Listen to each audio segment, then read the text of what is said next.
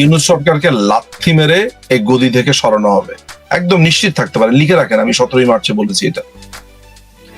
এই দখলদার বাহিনীকে লাথি দিয়ে এই তার হাবাদুল্লাহ থেকে শুরু করে টোকাইদেরকে একদম একদম উৎখাত, মানে কি আপনি কল্পনাও করতে পারবেন না তাদেরকে কিভাবে সরানো হবে। আপনি লিখে রাখেন 17 মার্চ 2025 সালে আমি এটা বলেছি। আমি অন্য অনেকের মতো দিনক্ষণটা বলতে পারবো না, দিনক্ষণ হয়তো বা বলতে পারতাম আমি, বা একটা আইডিয়া দিতে পারতাম, কিন্তু আমার কাছে যে হিসাব নিকাশ গুলো আছে, যে আলাপগুলো আছে, আমি একটা এস্টিমেট করতে পারি সেটা খুবই শিগগিরই। আমি এমনটিও শুনতে পেয়েছি 26 মার্চের মধ্যে শেখ হাসিনা দেশে যাচ্ছেন। নেতাকর্মীদের বিভিন্নভাবে নির্দেশনা দেওয়া হয়েছে যাতে করে 24 ঘন্টার নোটিশে তারা সমবেত হতে পারেন। আমি এমনটাও শুনেছি যে শেখ হাসিনার জন্য ঢাকায় বাড়ি রেডি করা হয়েছে, তিনি কোথায় থাকবেন। এমনটিও শুনেছি তার নিরাপত্তার দায়িত্বটি রাশিয়া তদারকি করছে। এমনটিও শুনেছি যে গতকাল বাংলাদেশের পররাষ্ট্র মন্ত্রণালয় থেকে আওয়ামী লীগের নেতৃবৃন্দকে যোগাযোগ করার জন্য আহ্বান, অনুরোধ বা পরামর্শ দেওয়া হয়েছে। এরকম কোনো কিছুর কোনো তথ্য আপনার কাছে আছে কিনা? এই জিনিসটা ঘটবে, প্রধানমন্ত্রী দেশে আসবেন, দেশের রাজনীতি শুরু করবেন, অবশ্যই করবেন, এবং সেটা নিশ্চয়ই নতুন প্রেক্ষাপটে করবেন। আমি কোনো দিনক্ষণ এগুলো কিছু বলতে চাই না, বাট সত্যতা এতটুকুই বলতে পারি যে তিনি দেশে আসবেন। কখন আসবেন সেটা নিয়ে আমি আলাপ করতে চাই না। এখন এটার সঙ্গে সঙ্গে যে প্রশ্নগুলি আসে, দেখুন এটি তো সত্য, প্রায় তার 5ই আগস্ট তিনি চলে যাওয়ার আগ পর্যন্ত অনেক তরুণের প্রাণহানি হয়েছে। তিনি যেহেতু সরকারে ছিলেন, দায়িত্বে ছিলেন, প্রধানমন্ত্রী ছিলেন, তিনি মানুষের নিরাপত্তা নিশ্চিত করা, জানমালের হেফাজত করা সবই দায়িত্ব তারই ছিল। সেখানে তিনি ষড়যন্ত্র শিকার হোক আর নাই হোক, তিনি প্রধানমন্ত্রী হিসেবে তার দায়িত্ব। সেখানে এতগুলি তরুণের মৃত্যুর উপর দাঁড়িয়ে বাংলাদেশের মানুষ তাকে কিভাবে গ্রহণ করবে? দেখেন, বাংলাদেশে কিভাবে খুন খারাপিগুলো হয়েছে এটা মনে হয় এখন পর্যন্ত সবার জানা হয়ে গেছে। এবং একদিকে মাননীয় প্রধানমন্ত্রী থাকা অবস্থাতে এতগুলো প্রাণহানি হয়েছে, এই কথা বলার একটা ট্যাসিট বা মৌন একটা মিনিং হচ্ছে আপনি কি তাহলে ঠেকাতে পারলেন না? আবার তিনি যখন এটা ঠেকাতে যাচ্ছেন তখন আবার আমরাই বলছি আপনি ঠেকালেন কেন? তো যেই জাতি একবার কলা বুঝিয়ে দিতে বলে আর একবার কলা ছিলে দিলে কেন, আবার কলা খুলে দাও, এই দুই রকমের কথাবার্তা বলে যে জাতি, সেই জাতির একটা পুরো দেশটাই এমন, কোনো কিছুতেই স্যাটিসফাইড না। প্রধানমন্ত্রী দমাতেই চেয়েছিলেন, যার প্রাণহানি যাতে না হয় সেজন্য তিনি দমাতে চেয়েছিলেন। দমানোর সময় আপনারা কি বলেছেন? যে এই ছেলে শিবিরের সাথী, তাকে নিয়ে যাচ্ছিল, আপনারা তখন কি বললেন? অর্থাৎ সাধারণ মানুষ কি বললো? 17 বছরের একটা বাচ্চা, একটা ধেরে একটা ছেলেকে ধরে নিয়ে যাচ্ছে, তাকে আপনারা 17 বছরের কিশোর বলে পুরো বাংলাদেশে আপনার রিট পিটিশন করে নানান রকমের এই জামাতিরা করলো। সেখানে এই প্রগতিশীলরা আহা উহু করে একাকার করে ফেললো, একটা ছোট বাচ্চাকে ধরে নিয়ে যাচ্ছে। পরবর্তীকালে কি প্রমাণিত হলো? সেই ছেলে মোটামুটি প্রগতিশীলদের এমন অপমান করেছে যে দেখা গেল যে ওই যে শিবিরের যে সাথী সম্মেলনে সে দাঁত কেলিয়ে হাসছে। অর্থাৎ সে যে সাধারণ মানুষের ইমোশন নিয়ে খেলা করেছে, এটা তো মাননীয় প্রধানমন্ত্রী আগেই ধরতে পেরেছে, যেটা রাজাকারের বাচ্চাগুলো, এই সবাইকে তিনি রাজাকার বলেননি, সেটাও অবশ্য কথা, কিন্তু তিনি তো বলেছেন যে রাজাকারের থেকে একজন মুক্তিযোদ্ধার সন্তান চাকরির অগ্রাধিকার পাওয়া উচিত, এটা মতামত দিয়েছিল, সবারই মতামত। ফলে যেই কথাটা হয়েছে সেটা হচ্ছে যে উনি যখন এগুলা দমাতে গিয়েছেন তখন আপনারাই বা বাংলাদেশের অনেক মানুষ বলেছে যে ছোট বাচ্চাকে ধরে কেন, ও কি শিবির করতে পারে কিনা। এমনকি ওই ছেলেও অভিনয় করে বলেছে যে আমাকে শিবির, আমি নাকি নামাজ পড়লে আমার নাকি বলে শিবির, অথচ শেষ পর্যন্ত প্রমাণিত হয়েছে যে শিবির।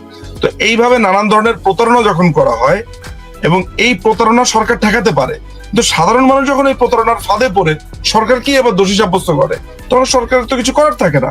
সেটা বাংলাদেশের ক্ষেত্রে হয়েছে। সরকার তো প্রথম থেকেই এই আন্দোলনটাকে একটা শান্তিপূর্ণভাবে দেখেছে, এটা আপনি জানেন যে প্রথম 14 দিন কোনো কথাও বলেনি। বাংলাদেশ আওয়ামী লীগ, ছাত্রলীগ তো ওদের সাথে শেষ পর্যন্তও ছিল, তারা বলেছে যে একটা যৌক্তিক সংস্কারের পক্ষে তারা, এমনকি এখনো বলছে। এই যে আমি কলকাতা থেকে ঘুরে এলাম, সাদ্দামের সাথে কথা হলো, ইরানের সাথে কথা হলো, তারা তো বলেছে যে এটা একটা শান্তিপূর্ণ, এটার একটা মানে কোটার সংস্কারের দাবিতে ছাত্রলীগই ছিল রাস্তার মধ্যে। এই কথাটা সামনে আসছে না। ওরা আমাকে যে ইন্টারভিউ দিয়েছে সেই ইন্টারভিউ আমি ছাড়লে আপনারা দেখবেন যে ছাত্রলীগ তো বরাবরই যৌক্তিক একটা সংস্কারের পক্ষ ছিল, তাহলে সমস্যা কোথায়?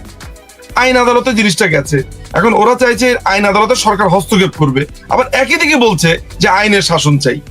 মানে নিজের ক্ষেত্রে যখন রায়টা যায় নাই তখন মানে ম্যানুপুলেট করতে বলছে যে আপনারা এটা বলেন, আপনারা কি পারেন না, আপনারা বললেই তো হয়ে যায়। আবার যখন বলে তখন বলে আপনি আইনের শাসন ভেঙেছেন। সো এই জাতিকে নিয়ে আপনি যাবেন কোথায়? এই হচ্ছে ঘটনা। এই জাতিকে নিয়ে আপনি কোথাও যেতে পারবেন না। এটা একটা ফেইল্ড স্টেটস।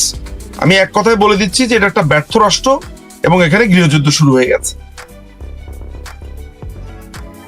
এখন আপনি দেখেন, আপনি তো জানেন যে জাতিসংঘের মহাসচিব তিনি বাংলাদেশ সফর করছেন, এবং এরই মধ্যে আমরা বিভিন্ন জায়গায় রিপোর্ট দেখছি যে যেখানে বলা হচ্ছে যে আরাকানিদের জন্য বাংলাদেশকে একটা করিডোর দেওয়ার জন্য জাতিসংঘের মহাসচিব বলেছেন। আমি জানি না এটা কতখানি সত্য, আমি তার মুখ থেকে এরকম আমি শুনিনি, কিন্তু বিভিন্ন সাংবাদিকের রিপোর্টে এরকমটি কথা এসেছে। আপনার কোনো ধারণা আছে এই বিষয়ে? জাতিসংঘের মহাসচিবের এই সফরটা হচ্ছে একটা ফেক সফর। আপনি যেটা দেখছেন এটা হচ্ছে পিআর এর একটা অংশ হিসেবে সে এসছে। ইউনূস তাকে আনার জন্য প্রচুর অর্থ ব্যয় করেছে। তার দেখানোর উদ্দেশ্য ছিল যে বাংলাদেশে সংখ্যালঘুদের উপর আক্রমণ হচ্ছে না। তার দেখানোর উদ্দেশ্য ছিল যে এই রোহিঙ্গাদের খুবই টেক কেয়ার করা হচ্ছে, রোহিঙ্গাদেরকে রাখা হচ্ছে নানান ধরনের, এবং এই সরকারকে যথারীতিভাবে একটা বৈধতা দেওয়ার একটা প্রশ্ন যে জাতিসংঘের সভাপতি এখান থেকে ঘুরে গেছে, সরকার নিয়ে কিছু বলছে না, ফলে he is okay with that. So এইটা একটা পিআর এর অংশ হিসেবে এই জাতিসংঘের এই মরা লোকটা এসেছে, যার ঢাল নাই, তলোয়ার নাই, নিধিরাম সর্দার, যার কিছু করার ক্ষমতাও নাই। সো এন্ড অফ দ্য ডেতে আপনি জানেন যে সে আসার পর রোহিঙ্গাদের যে বরাদ্দ সেটা কমেছে, কারণ আমেরিকা তার মাথার উপর থেকে হাত সরিয়ে ফেলেছে। ভলকার তুর্ক আপনি জানেন যে কয়দিন আগে কি বলেছে, যে সেনাবাহিনীকে একটি সার্বভৌম রাষ্ট্রের উপরে হস্তক্ষেপ করেছে। সুতরাং এটাও বাংলাদেশের মানুষ ভালোভাবে নেয়নি। স্বাভাবিকভাবেই তারা বাংলাদেশের রাজনীতিতে হস্তক্ষেপ করেছে জাতিসংঘের মতো একটা জায়গাতে, এবং তারা যে ইউনূসের পিআর এর একটা অংশ, সেখানে এই অ্যান্তনিওর এই সফর, ভলকার তুর্কের বক্তব্য, ইউনূসের বক্তব্য সবকিছু মিলে অনুমেয়। ফলে আমার কাছে মনে হয় যে এই জাতিসংঘের মহাসচিবের এই কথিত ভ্রমণ যেটা, সেটা পিআর এর অংশ, অন্য কোনো দোদনা তৈরি করে না, এটা অন্য কোনো বাজও তৈরি করে না। আমার মনে হয় এত সহজ না আপনি যেটি দেখছেন, কারণ আমরা শুনছি যে এখানে একটি ওই যে একটা খ্রিস্টান রাষ্ট্র হবে, কিংবা ধরেন যে কথাটি খুব সুনির্দিষ্ট করে বলি, যেটা এখন শুনতে পাচ্ছি খুব জোরে সোরে, আগে হালকা আভাস পেতাম, এখন খুব পরিপূর্ণভাবে শুনতে পাচ্ছি সেটি হচ্ছে যে বাংলাদেশের 3 পার্বত্য জেলা এবং ওইদিকে ভারতের 4টি রাজ্য মিলে একটা ইহুদি খ্রিস্টান রাষ্ট্র করার পরিকল্পনা প্রায় চূড়ান্ত। মানে বাংলাদেশ 3 জেলা হারাবে, ওদিকে ভারত 4 রাজ্য হারাবে। এটার সঙ্গে এই সফরের একটা সম্পর্ক আছে বলে আমি শুনতে পাচ্ছি। আমার কাছে এই ধরনের কোনো তথ্য নেই, এবং আমি আপনাকে একটা কথা পরিষ্কার বলে রাখি, বাংলাদেশে ওই খ্রিস্টান রাষ্ট্র বা ইহুদি রাষ্ট্র এটা হতে পারবে না, এবং বাংলাদেশের যে সেন্ট মার্টিন সেটাও কোনোভাবে কেউ দখল করতে পারবে না বলে মনে হয় না।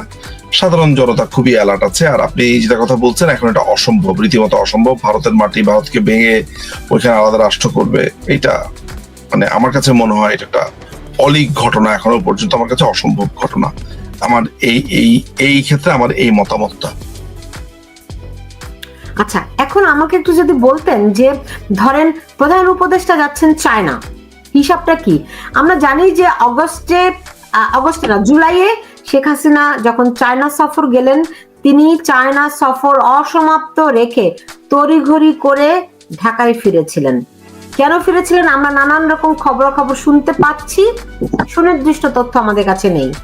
এখন আবার যখন নানান রকমের গুঞ্জন শুনতে পাচ্ছি, তুলসী গাবার্ডের ভারত সফর এবং দক্ষিণাঞ্চলকে শান্ত রাখা নিয়ে কিংবা জঙ্গিবাদের উত্থান নিয়ে যখন ভারত উদ্বিগ্ন, তখন চায়না এখানে একটা বড় রোল প্লে করছে এবং প্রধান উপদেষ্টা যাচ্ছেন চায়নায়। এগুলির মধ্যে একটা সম্পর্ক এবং এই অঞ্চলে কে প্রভাব রাখবে? শুধু চায়না না, একেবারে চায়নার বিমান পাঠিয়ে তাকে নিয়ে যাওয়া হচ্ছে। চায়না তো অর্থ করি বোঝে, ব্যবসা বাণিজ্য বোঝে। আপনি হয়তোবা জেনে থাকবেন যে এই 5ই অগাস্টে একটা বড় ধরনের স্টেক হোল্ডার চায়না ছিল। চায়নার প্রচুর ইনভেস্টমেন্ট, প্রচুর টাকা পয়সা সেখানে এসেছে, ব্ল্যাক মার্কেট থেকে অস্ত্র এসেছে, আপনার ইউক্রেন থেকে অস্ত্র এসেছে, ইউক্রেন থেকে ব্ল্যাক মার্কেট হয়ে মিয়ানমার হয়ে অস্ত্র এসেছে, এবং মিয়ানমার থেকে বাংলাদেশে যে অস্ত্র ঢুকেছে কালাশনিকভ এবং AK-47, আমার কাছে সুস্পষ্ট তথ্য আছে, সেটা চায়না এই করিডোরটা, এই সুযোগটা করে দিয়েছে। ফলে চায়নার সাথে আওয়ামী লীগের কি হয়েছে শেষ মুহূর্তে সেটা যেমন একটা বড় আলোচনার দাবি রাখে, কি হয়েছে না হয়েছে, কিভাবে পররাষ্ট্র নীতিগুলো দেখার চেষ্টা করেছে চায়না। একই সাথে ইউনুসের সাথে একত্রিত হয়ে এখানে তিস্তা ব্যারেজের ক্ষেত্রেও তারা আলোচনা করবে বলে আমি শুনেছি। ভারতের সাথে এক ধরনের বৈরী পরিবেশ তৈরি করবার একটা পায়তারা আছে। স্বাভাবিকভাবে জানেন প্রত্যেকের লাভ ক্ষতি নিয়ে কাজ করে। ফলে আমার কাছে অন্ততপক্ষে এটা মনে হয় যে ইউনুসের এই সফরটা অনেকটা আগুনের মধ্যে ঘি ঢালার মতো। এটা রিপারকেশনটা এত ভয়াবহ হবে যে তার চলে যাওয়াটা নৃশংস থেকে নৃশংস হতে পারে বলে আমার ধারণা। আমি তো এমনও শুনতে পাচ্ছি যে তিনি আর ফিরতে পারবেন কিনা। সম্ভাবনা আছে। আমি আপনাকে একটা কথা বলে রাখি, আবারও বলছি যে ইউনুস আর তার এই জঙ্গি বাহিনীর পতনটা খুব ভয়াবহ হবে, এবং তাদের এই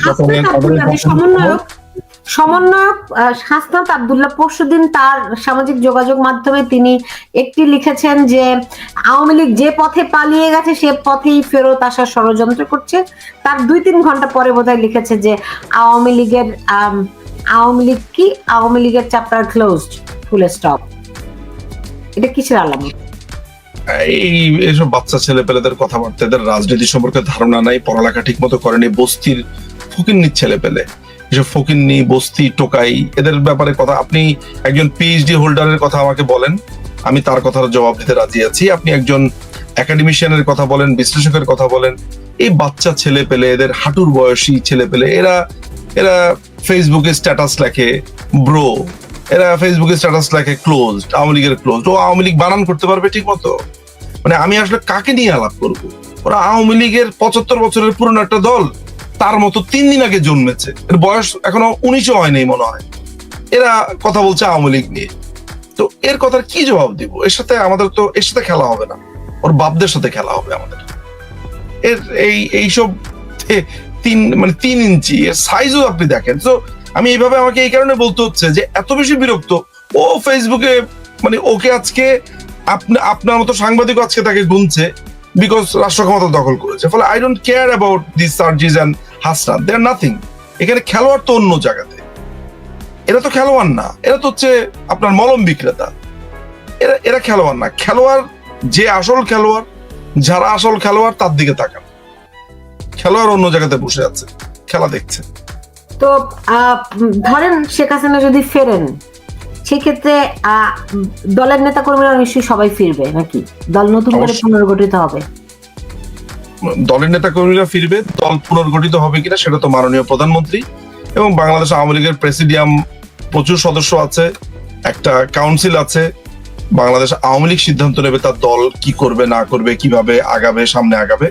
সেটার ব্যাপারে আমি বলার কোনো এখতিয়ার আমার নেই। মাননীয় প্রধানমন্ত্রী সেটার ব্যাপারে চূড়ান্ত সিদ্ধান্ত নেবেন। কিন্তু আমি এতটুকু বলতে পারি যে যেসব অন্যায় হয়েছে বাংলাদেশের 5ই অগাস্টের পর থেকে, বাংলাদেশের মানুষের উপরে যে অন্যায় অত্যাচার হয়েছে এবং যারা এগুলোর মাস্টার মাইন্ড, যারা এগুলো ইনিশিয়েট করেছে, তাদের বিচারে বাংলাদেশের মাটিতে হবে এবং সেটা নিশ্চিত।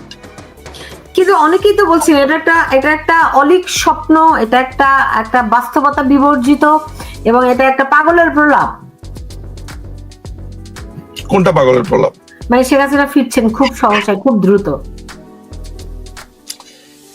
যারা এটা কমেন্ট করে নিশ্চয়ই তারা তাদের মতো করে চিন্তা ভাবনা করেন, তাদের রাজনীতি সম্পর্কে কতটুকু ধারণা আছে এটা আমি জানি না। তবে মাননীয় প্রধানমন্ত্রী ফিরবেন এবং বাংলাদেশ আওয়ামী লীগ আবার রাষ্ট্র ক্ষমতায় যাবে এবং একটা দীর্ঘদিন বাংলাদেশকে সার্ভ করবে।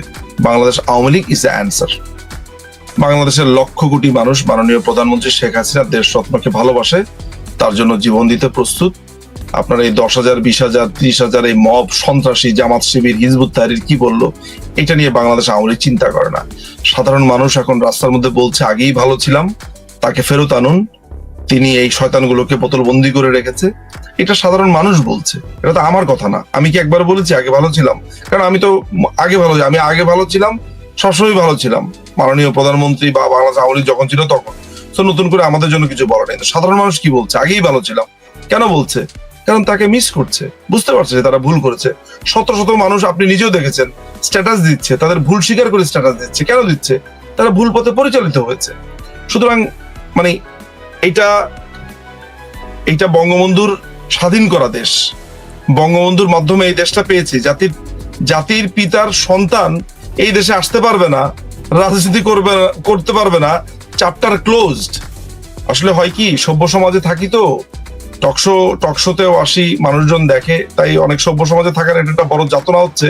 মনের ভিতরে যা তা মুখে বলছি না, তাই মুখটা খুবই সুন্দর করে বহুত আপনার নদিয়া ভাষাতে কথা বলতে হয়, কিন্তু মনে যা আসছে তা বুঝে নেন আমি কি বোঝাতে চেয়েছি।